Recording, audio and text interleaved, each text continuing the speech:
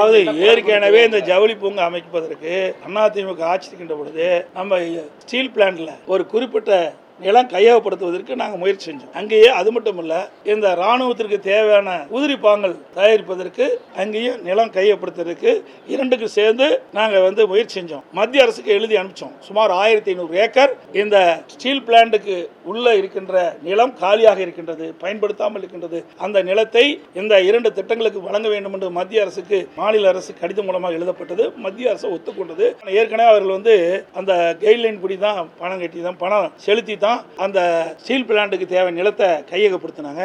அப்பொழுது மத்திய அரசு குறிப்பிட்டாங்க, நீங்க கைட்லைன் படி நீங்க அந்த 1500 ஏக்கருக்கு நீங்கள் பணம் செலுத்தப்பட்டால் இதை தமிழ்நாடு அரசுக்கு மாற்றி வழங்கும் சொன்னாங்க. ஆனா இந்த அரசு கிடப்பில் போட்டு இப்போ அங்க அந்த பிரச்சனையும் வந்திருக்காது.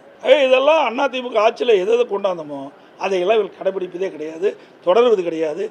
விவசாயிகள் பாதிக்காத அளவிற்கு இந்த திட்டத்தை நிறைவேற்றணும். அதுதான் நாங்கள் ஸ்டீல் பிளான்ட்லேயே ஏற்கனவே 500 ஏக்கர் இடத்தை எடுப்பதற்கு அதிமுக ஆட்சிக்கு முயற்சி செஞ்சது. மத்திய அரசு இசைவு கொடுத்தது, அந்த ஸ்டீல் பிளான்ட்லாம் நாங்கள் கொடுக்கணும். ஆனால் இவர்கள் அதை கண்டுகொள்ளவில்லை. அதனால் விவசாயிகள் போராட்டம் நடத்திட்டு